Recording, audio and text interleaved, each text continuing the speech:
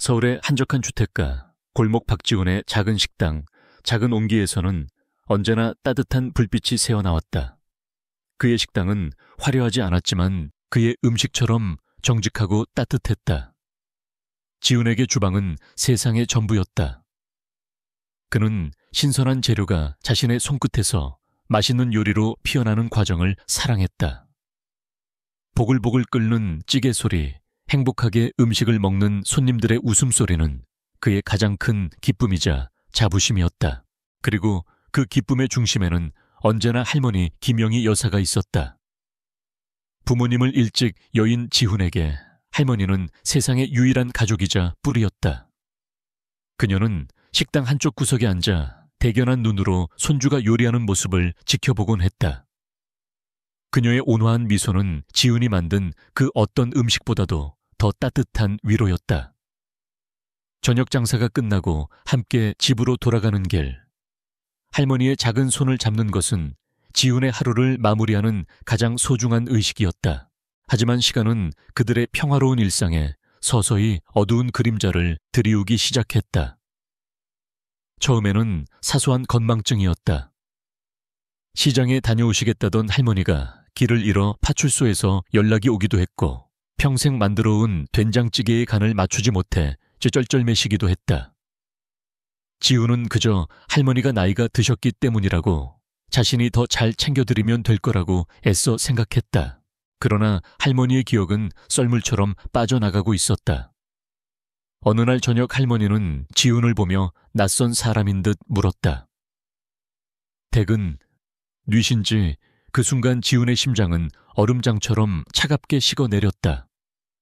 세상의 전부였던 할머니의 세상 속에서 자신이 조금씩 지워지고 있다는 공포가 그를 덮쳤다. 알츠하이머. 의사의 진단은 짧고 단호했다. 치료법은 없으며 병의 진행을 늦추는 것만이 유일한 방법이라고 했다. 그날 이후 지훈의 삶은 완전히 달라졌다. 그는 식당 운영 시간을 줄이고 할머니 곁을 지켰다. 하지만 할머니의 상태는 걷잡을 수 없이 나빠졌다. 밤낮이 뒤바뀌고 낯선 사람처럼 소리를 지르며 불안해하기도 했다. 식당의 매출은 곤두박질쳤다. 지훈의 마음이 할머니에게 가 있는 동안 그의 음식은 조금씩 영혼을 잃어갔다. 단골 손님들의 발길도 뜸해졌다. 쌓여가는 병원비와 임대료 고지서는 그의 숨통을 조여왔다. 그의 꿈이었던 작은 온기는 이제 그의 어깨를 짓누르는 무거운 짐이 되어가고 있었다. 결국 그는 결정을 내려야만 했다. 어느 늦은 밤 잠든 할머니의 앙상한 손을 잡고 그는 조용히 눈물을 흘렸다. 꿈과 할머니. 그에게는 선택지가 없었다. 할머니가 없는 꿈은 아무런 의미가 없었으니까. 작은 온기의 마지막 영업일. 지훈은 여느 때처럼 정성껏 음식을 만들었다. 그는 찾아온 몇 안 되는 단골 손님들에게 개인 사정으로 문을 닫게 되었다고 덤덤하게 말했다. 그의 표정은 담담했지만 그의 마음속에서는 폭풍이 몰아치고 있었다. 손님들이 모두 떠나고 텅 빈 식당에 홀로 남은 그는 천천히 주방을 정리했다. 10년 넘게 그의 손때가 묻은 칼과 냄비들, 그는 그것들을 하나하나 정성껏 닦아 상자에 담았다. 그것은 단순한 주방 도구가 아니었다. 그것은 그의 청춘이자 땀방울이었고 그의 전부였다. 작은 온기라고 쓰인 작은 간판을 내리는 순간 그는 끝내 참았던 눈물을 터뜨리고 말았다. 며칠 후 지훈과 할머니는 예전 집보다 훨씬 작은 햇볕도 잘 들지 않는 옥탑방으로 이사했다. 식당을 정리한 돈으로 밀린 병원비를 해결하고 나니 남은 것은 거의 없었다. 따뜻한 온기가 가득했던 그의 세상은 이제 차갑고 비좁은 공간으로 변해 있었다. 새로운 일상은 고되고 반복적이었다. 그는 직접 할머니의 식사를 챙기고 대소변을 받아내고 목욕을 시켜드렸다. 기억을 잃은 할머니는 어린아이가 되어 있었다. 때로는 그를 알아보지 못하고 경계하기도 했고 밤새 잠들지 않고 칭얼거리기도 했다. 어느 날 저녁 유난히 힘든 하루를 보낸 지훈은 멍하니 잠든 할머니를 바라보고 있었다. 그는 모든 것을 잃었다. 꿈도, 돈도, 미래에 대한 희망도. 그의 손에 남은 것은 아무것도 없는 듯 했다. 그는 할머니의 쭈글쭈글한 손을 가만히 잡았다. 온기 없는 손이었지만 그것이 그가 가진 세상의 전부였다. 그는 갓 끓인 따뜻한 죽을 한 숟가락 떠서 할머니의 입가에 가져다 대었다. 할머니는 무의식적으로 입을 벌려 죽을 받아먹었다. 지우는 텅 빈 눈으로 자신을 바라보는 할머니를 보며 희미하게 미소 지었다. 그의 목소리가 조용히 방 안을 울렸다. 맛있죠, 할머니. 제가 있잖아요. 할머니 곁에는 제가 있으니 괜찮아요. 다 괜찮아요. 그의 속삭임 속에는 깊은 슬픔과 함께 세상 그 무엇과도 바꿀 수 없는 절대적인 사랑이 담겨 있었다. 그의 빛나던 꿈은 꺼졌지만 할머니라는 존재 자체가 그의 꺼지지 않는 유일한 등불이었다. 박지훈의 하루는 동이 트기 전에 시작되었다. 그는 잠든 할머니의 숨소리를 확인하고 부엌으로 가 정성껏 죽을 쑤었다. 쌀을 곱게 갈아 영양을 생각하며 다진 채소를 넣고 혹시라도 할머니가 삼키기 어려울까 푹 무를 때까지 저어주는 것이 그의 가장 중요한 일과였다. 그의 일상은 오직 할머니의 시간에 맞춰져 있었다. 아침 식사가 끝나면 그는 할머니의 굳은 다리를 주물러 드리고 의사가 알려준 간단한 재활 운동을 도왔다. 오후에는 할머니가 젊었을 때 즐겨 듣던 낡은 트로트 음반을 틀어드렸다. 때때로 할머니는 공허한 눈으로 허공을 바라보다가도 익숙한 멜로디에 맞춰 희미하게 입술을 움직이거나 발끝을 까딱이기도 했다. 지우는 그 아주 작은 반응 하나에 울고 웃었다. 그것은 깜깜한 터널 속에서 발견하는 한 줄기 빛과도 같았다. 그는 할머니가 글을 읽지 못한다는 것을 알면서도 매일 오후 나른한 햇살이 옥탑방을 비출 때면 동화책을 읽어주었다. 그의 다정하고 나지막한 목소리는 할머니를 위한 것이기도 했지만 어쩌면 그 스스로를 위한 위로였을지도 모른다. 물론 현실의 무게는 시시때때로 그의 어깨를 짓눌렀다. 통장의 잔고는 매일같이 위태롭게 줄어들었고 다음 달 월세를 생각하면 눈앞이 캄캄했다.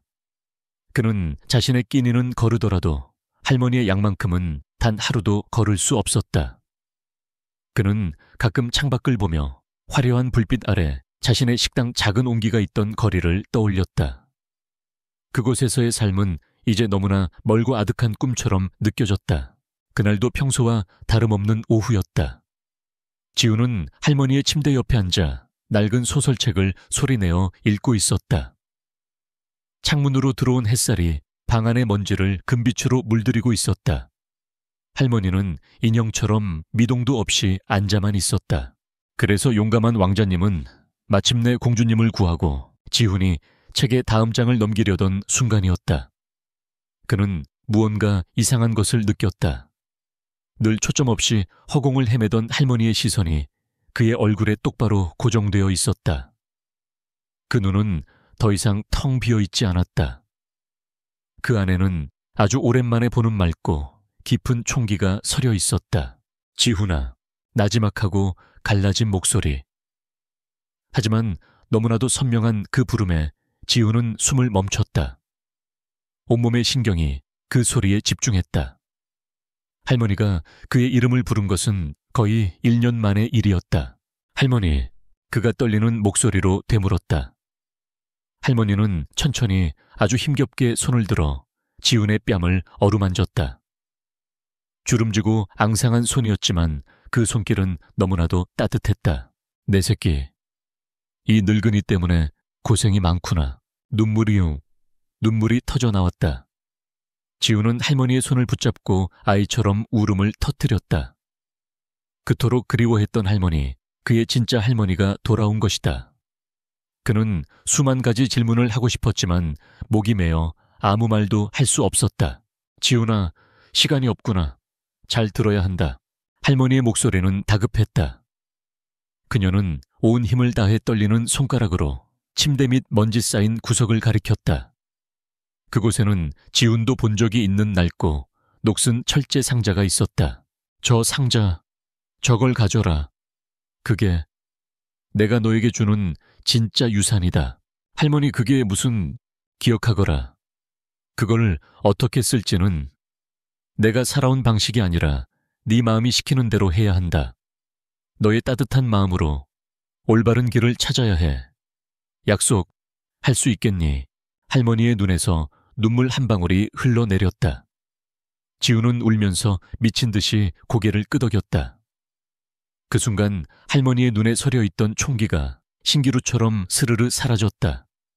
그녀의 손이 힘없이 떨어지고 눈빛은 다시 공허해졌다. 그녀는 알아들을 수 없는 말을 중얼거리기 시작했다. 그토록 짧고 기적 같았던 창문은 다시 굳게 닫혀버렸다. 지우는 한동안 망연자실하게 앉아 있었다. 방금 전의 일이 꿈이었는지 현실이었는지 분간할 수 없었다. 하지만 그의 뺨에 남은 할머니의 눈물, 자국은 너무나도 선명했다. 그는 다시 자신만의 세상에 갇혀버린 할머니의 손을 꼭 잡았다. 그리고 조용히 몸을 일으켜 침대 밑으로 기어 들어갔다. 차가운 철제 상자. 아주 오랫동안 그 존재조차 잊고 있었던 물건이었다. 어릴 적 저 상자에 대해 물었을 때 할머니는 그저 소중한 옛날 물건이라고만 대답했었다. 지우는 마른 침을 삼켰다. 그의 심장이 거세게 뛰고 있었다. 그는 떨리는 손으로 상자의 녹슨 걸쇠에 손을 댔다.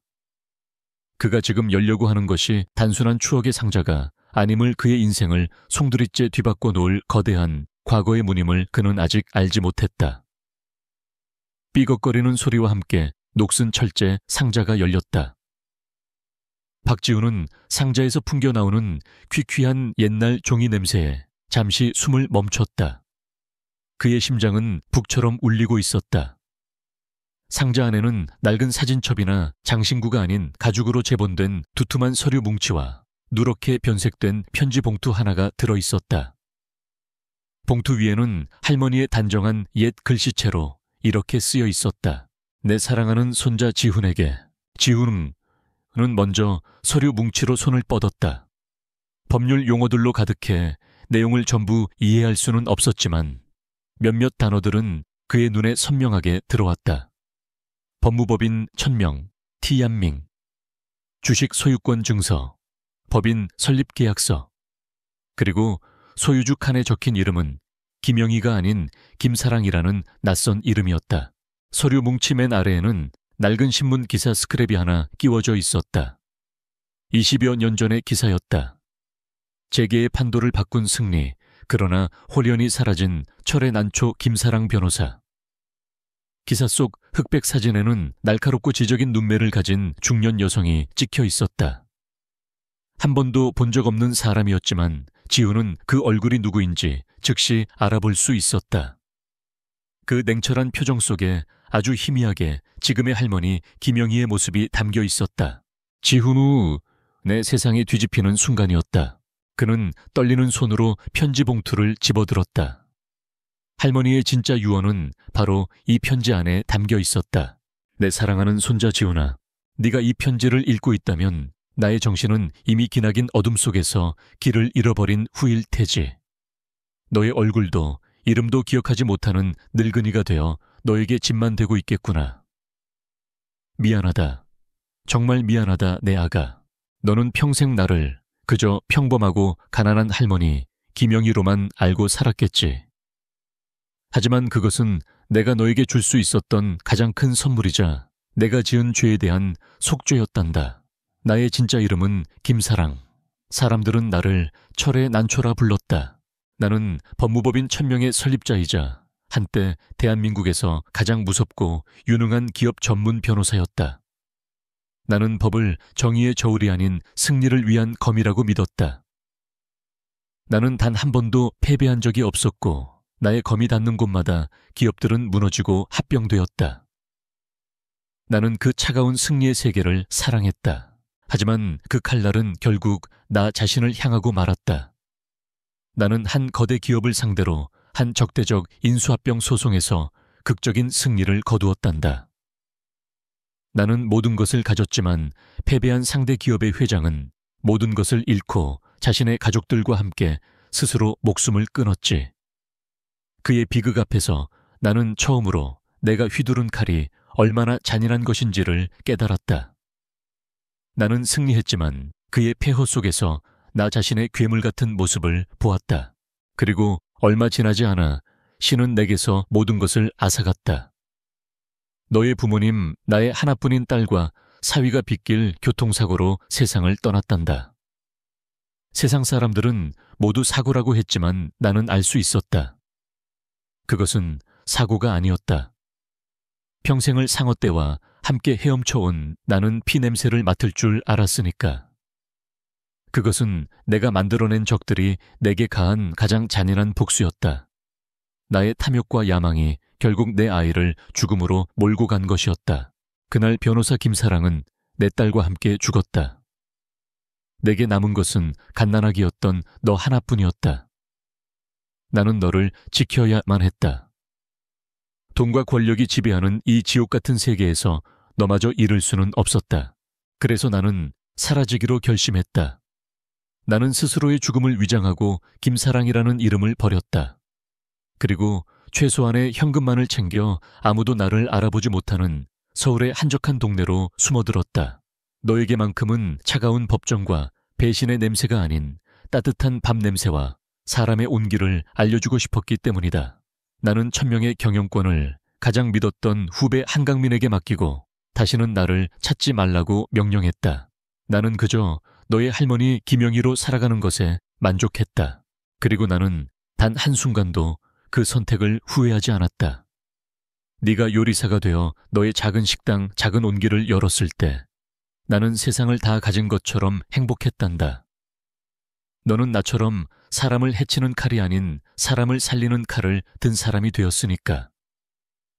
너는 나의 가장 큰 자랑이자 내 삶의 유일한 구원이었다. 지훈아, 이제 이 무거운 짐을 너에게 넘길 수밖에 없구나. 1000명은 내가 만든 괴물이지만 그 힘은 여전히 막강하다. 부디 이 힘을 나처럼 사용하지 말아다오. 너의 따뜻한 음식처럼 사람들을 위로하고 보호하는 데 사용하거라. 약한 자들의 방패가 되어주거라. 그것이 철의 난초 김사랑이 아닌 너의 할머니 김영희가 남기는 진짜 유언이다. 사랑한다 내 손자 영원히. 편지를 다 읽었을 때 옥탑방에는 이미 어둠이 내려와 있었다. 지우는 텅 빈 방 한가운데서 오랫동안 움직이지 않았다. 그의 손에서 편지가 힘없이 떨어졌다. 그는 이제 더 이상 평범한 요리사 박지훈이 아니었다. 그는 거대한 법률 제국의 상속자이자 전설적인 변호사 철의 난초의 마지막 유언을 짊어진 자였다. 그의 어깨 위로 감당할 수 없을 만큼 거대한 책임감이 쏟아져 내렸다. 그는 잠든 할머니의 얼굴을 새로운 눈으로 바라보았다. 병들고 나약한 노인이 아니었다. 자신의 왕국을 버리고 평생을 손주를 위해 헌신한 몰락한 여왕의 모습이었다. 그는 할머니의 손을 잡았다. 그제야 그는 할머니가 자신에게 남긴 것이 돈이나 명예가 아님을 깨달았다. 그것은 사랑이었고 희생이었으며 올바른 삶에 대한 마지막 질문이었다. 지훈은 흐르는 눈물을 닦았다. 그의 눈빛은 더 이상 슬픔에 젖어 있지 않았다. 그 안에는 슬픔보다 더 깊고 강철보다 더 단단한 무언가가 자리 잡기 시작했다. 할머니, 이제 제가 어떻게 해야 하죠? 그의 작은 독백은 거대한 운명의 서막을 알리는 조용한 종소리처럼 방 안에 울려 퍼졌다. 할머니의 편지를 읽은 후 박지훈의 시간은 다르게 흐르기 시작했다. 그는 여전히 매일 죽을 쓰고 할머니의 대소변을 받아내고 낡은 동화책을 읽어주었다. 하지만 이제 그의 눈에는 다른 것이 보였다. 주름진 할머니의 얼굴 위로 한 시대를 풍미했던 냉철한 승부사 철의 난초의 모습이 겹쳐 보였다. 그는 할머니를 돌보며 밤마다 그녀의 편지를 다시 읽었다. 그것은 단순한 과거사가 아니었다. 그것은 자신의 어깨 위에 얹힌 거대하고도 무거운 운명의 서곡이었다. 그가 자신의 운명을 받아들이기 위해 고군분투하는 동안 서울의 가장 높은 곳에서는 그의 존재를 눈치챈 자가 있었다. 법무법인 1000명의 대표 한강민. 그는 김사랑이 가장 신임했던 후배이자 그녀가 사라진 후 1000명을 지금의 제국으로 키워낸 장본인이었다. 그는 오랜 시간 동안 김사랑의 흔적을 비밀리에 추적해왔다. 그것은 존경심 때문이 아니라 혹시라도 나타날지 모를 유령이 자신의 왕국을 위협할까 두려웠기 때문이었다. 그리고 마침내 그의 사설 탐정이 박지훈의 존재를 보고해왔다. 한강민은 보고서를 읽으며 차가운 미소를 지었다. 전직 요리사 옥탑방 거주침에 노인과 함께 생활. 그는 처음엔 안도했다. 위협이 되기엔 너무나 하찮은 존재였다. 그는 이 문제를 가장 간단하고 깨끗하게 처리하기로 마음먹었다. 돈으로. 며칠 후 지훈이 살고 있는 낡은 옥탑방 건물 앞에 주변 풍경과 어울리지 않는 값비싼 검은색 세단 한 대가 멈춰 섰다. 차에서 내린 사람은 한치의 흐트러짐도 없는 최고급 정장을 입은 중년의 남자 한강민이었다. 그는 좁고 가파른 계단을 올라 지훈의 허름한 문을 두드렸다. 문을 연 지훈은 낯선 방문객의 위압적인 기세에 잠시 말을 잃었다. 박지훈 씨 되십니까? 저는 법무법인 천명의 대표 한강민입니다. 한강민은 놀랍게도 부드럽고 매력적인 미소를 짓고 있었다.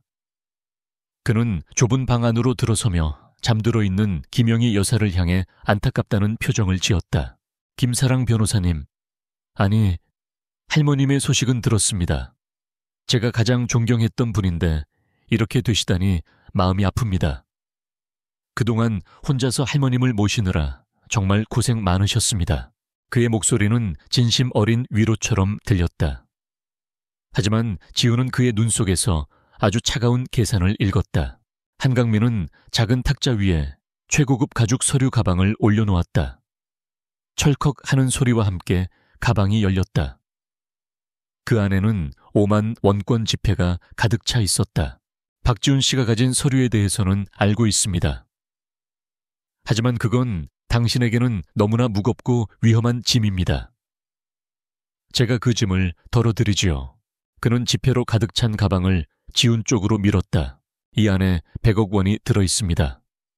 이걸 받으십시오. 그리고 할머님께 세상에서 가장 좋은 요양시설을 마련해 드리세요. 박지훈 씨도 새로운 인생을 시작하는 겁니다. 이 돈이면 평생 왕처럼 살 수 있습니다. 그저 그 낡은 서류들을 저에게 넘겨주고 영원히 사라져주기만 하면 됩니다. 100억 원. 지훈은 숨을 쉴 수가 없었다. 그 돈이면 할머니의 병원비 걱정도 월세 걱정도 자신의 망가진 꿈도 모두 보상받을 수 있었다. 그는 잠시 흔들렸다. 그의 눈이 잠든 할머니의 얼굴로 향했다. 그 순간 할머니의 마지막 목소리가 그의 귓가에 울리는 듯했다. 내 마음이 시키는 대로 올바른 길을 찾아야 해. 지훈의 흔들리던 눈빛이 차분하게 가라앉았다. 그의 망설임을 본 한강민의 얼굴에서 부드러운 미소가 사라졌다. 그의 목소리는 얼음처럼 차갑게 변했다. 어리석은 생각은 하지 않는 게 좋을 겁니다. 박지훈 씨, 당신은 요리사고 나는 변호사입니다. 이건 당신이 감당할 수 있는 세계가 아니에요. 선택지는 2개입니다. 이 돈을 받고 왕처럼 살든가 아니면 나와 싸우다 모든 것을 잃고 길바닥에 나앉든가. 그는 협박하듯 말을 이었다. 법정으로 가볼까요? 나는 당신의 할머니가 법적으로 의사 무능력자임을 증명할 겁니다. 그리고 당신이 그런 할머니를 조종해 유산을 가로채려 했다고 주장하겠죠. 언론은 내 편일 겁니다. 세상 사람들이 요리사의 말을 믿을까요? 아니면 1000명의 대표인 내 말을 믿을까요? 당신은 결국 아무것도 갖지 못하고 당신의 할머니는 국가가 운영하는 초라한 요양시설에서 마지막을 맞게 될 겁니다. 그것은 완벽한 협박이었다. 지훈은 공포에 질려 몸이 떨려왔다. 하지만 그 공포가 그의 마음속 마지막 불씨를 되살렸다. 그것은 할머니가 물려준 불의에 맞서는 철의 난초의 정신이었다. 지훈은 허리를 꼿꼿이 폈다. 그의 목소리는 작았지만 그 안에는 강철 같은 의지가 담겨 있었다. 제안은 감사합니다, 한강민 대표님. 하지만 팔 수 없습니다. 뭐라고? 한강민의 얼굴이 놀라움으로 굳어졌다. 저희 할머니는 제게 회사를 물려주신 게 아닙니다. 책임을 물려주셨습니다. 저는 할머니의 유산을 팔지 않겠습니다. 정적이 흘렀다. 한강민의 얼굴이 분노로 일그러졌다. 그는 믿을 수 없다는 듯 지훈을 노려보았다. 그는 서류 가방을 거칠게 닫고 자리에서 일어났다. 내 인생 일대에 가장 큰 실수를 한 거다, 애송이. 너는 방금 1000명을 상대로 전쟁을 선포했어. 그는 차가운 말을 내뱉고 방을 나갔다. 문이 닫히고 지훈은 작은 옥탑방에 홀로 남았다. 그는 자신이 방금 사자굴 속으로 제 발로 걸어 들어갔음을 알았다. 그의 손에는 낡은 편지와 서류 뭉치밖에 없었다. 하지만 그의 심장은 이상하게도 두렵지 않았다. 그는 이제 혼자가 아니었다. 그의 등 뒤에는 할머니의 평생이, 그리고 그녀의 마지막 유언이 버티고 있었다. 한강민이 경멸적인 말을 남기고 떠난 후 박지훈은 오랫동안 방 안에 홀로 앉아 있었다. 그는 두렵지 않았다면 거짓말일 것이다.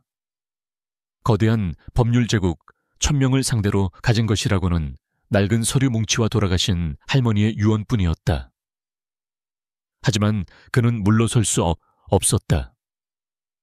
이것은 그의 싸움이기도 했지만 할머니의 평생이 걸린 마지막 싸움이기도 했다. 그는 더 이상 한강민이 자신을 공격하기를 기다리지 않기로 했다. 그는 방역하기로 결심했다.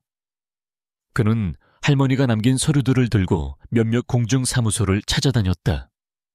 그리고 마침내 그 서류들이 의심의 여지 없는 법적 효력을 가지고 있으며 자신이 1000명의 유일하고 절대적인 상속자임을 공식적으로 확인받았다.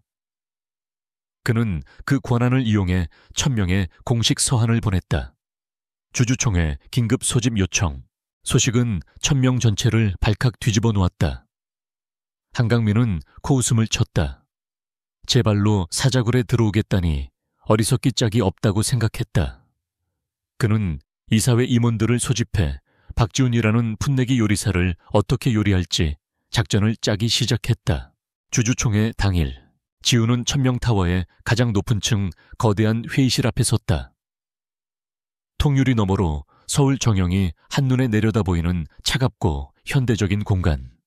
그곳은 권력의 심장부였다. 그는 정장을 입는 대신 가장 아끼던 깨끗하게 세탁된 하얀색 요리사 복장을 입고 있었다. 그것은 그의 정체성이자 그가 가진 유일한 갑옷이었다. 그가 회의실 문을 열고 들어서자 길고 거대한 마호가니 테이블에 둘러앉은 이사회의 모든 시선이 그에게로 향했다. 그들의 눈에는 경멸과 호기심, 그리고 약간의 조롱이 섞여 있었다.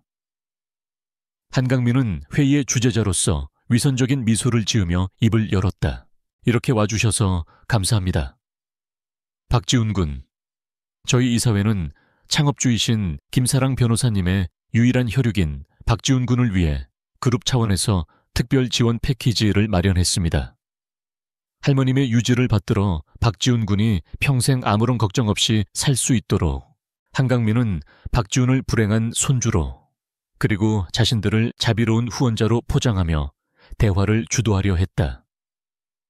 하지만 지훈은 그의 말을 중간에 끊었다. 제게도 발언할 기회를 주시겠습니까? 한강민 대표님. 지훈의 조용하지만 단호한 목소리에 한강민의 미간이 미세하게 찡그려졌다.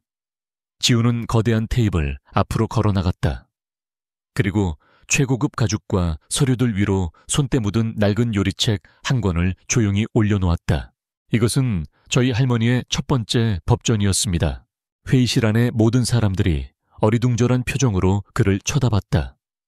지훈은 그들의 시선을 피하지 않고 자신의 이야기를 시작했다. 그는 주식이나 이익 법률에 대해 이야기하지 않았다. 그는 할머니에 대해 이야기했다. 제가 아는 저희 할머니는 변호사가 아니었습니다. 그저 평생을 손주를 위해 헌신한 평범한 할머니셨습니다. 할머니는 제게 법률이 아닌 사람의 마음을 얻는 법을 가르쳐 주셨습니다. 이 낡은 요리책에 담긴 할머니의 레시피들처럼 말입니다. 그는 자신의 식당, 작은 온기에 대해 이야기했다.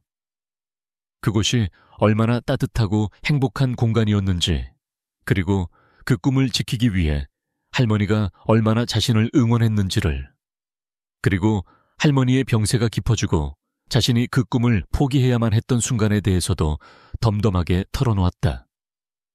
그의 이야기는 돈이나 권력과는 전혀 다른 종류의 것이었다. 그것은 사랑과 희생, 그리고 한 인간의 삶에 대한 이야기였다. 회의실을 지배하던 냉소적인 분위기가 조금씩 바뀌기 시작했다. 몇몇 이사들은 불편한 듯 헛기침을 했고, 몇몇은 생각에 잠긴 듯 보였다. 한강민이 참지 못하고 끼어들었다.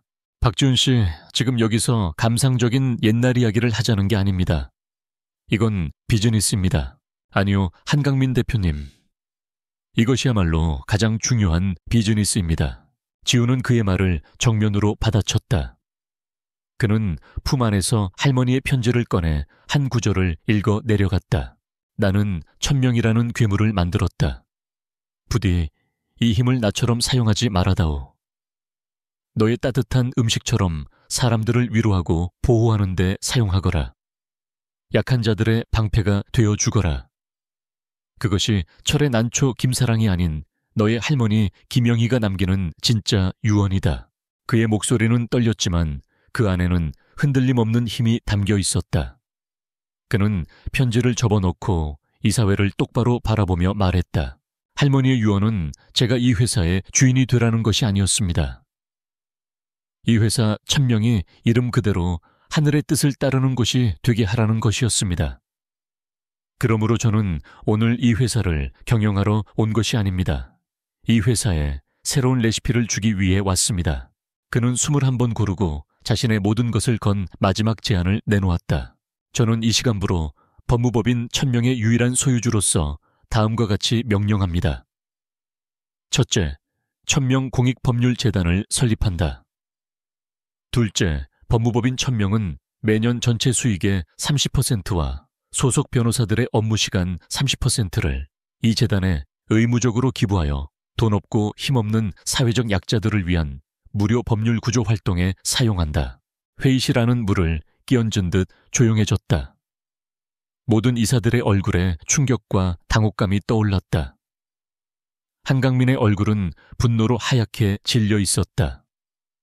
그들은 지훈이 회사를 팔거나 경영에 간섭하거나 혹은 자신들을 해고할 것이라고 예상했다. 하지만 이런 방식의 공격은 상상조차 하지 못했다. 법적으로 소유주의 명령은 절대적이었다.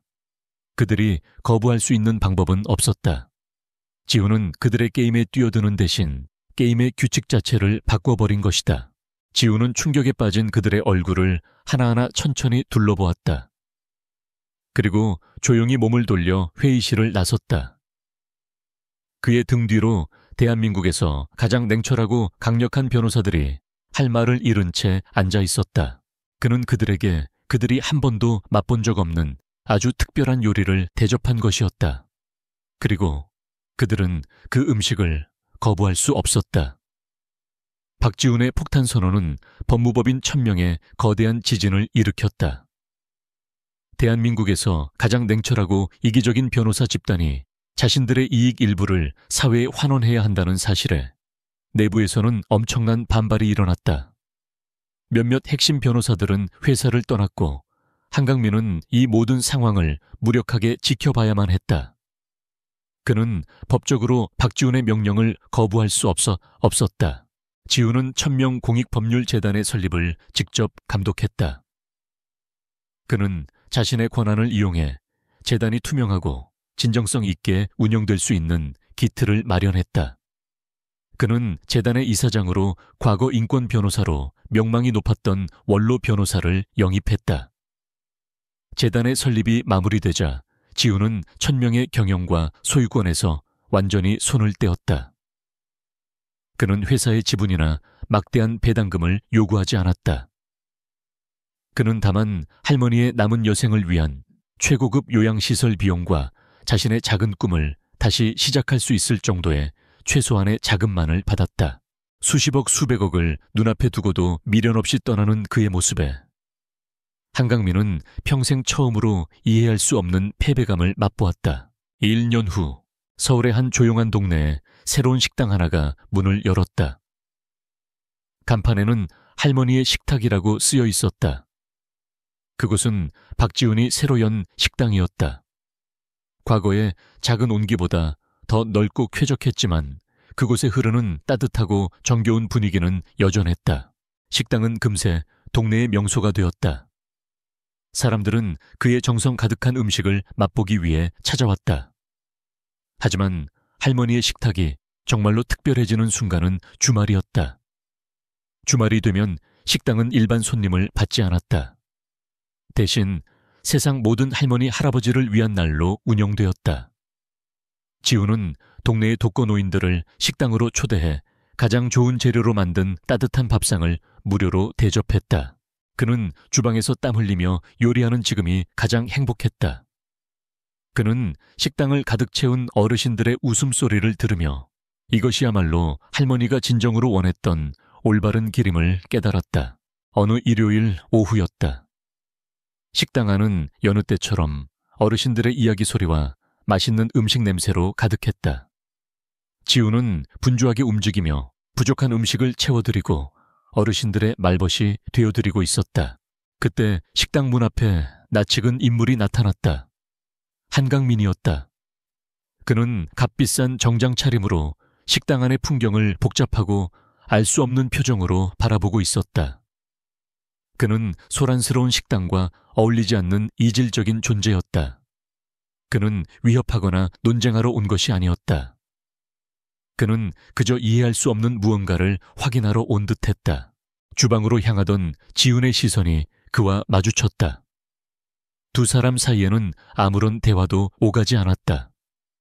한강민은 잠시 동안 식당 안의 따뜻한 풍경, 행복하게 식사하는 노인들의 얼굴, 그리고 땀 흘리면서도 평온한 미소를 짓고 있는 지훈의 얼굴을 번갈아 보았다.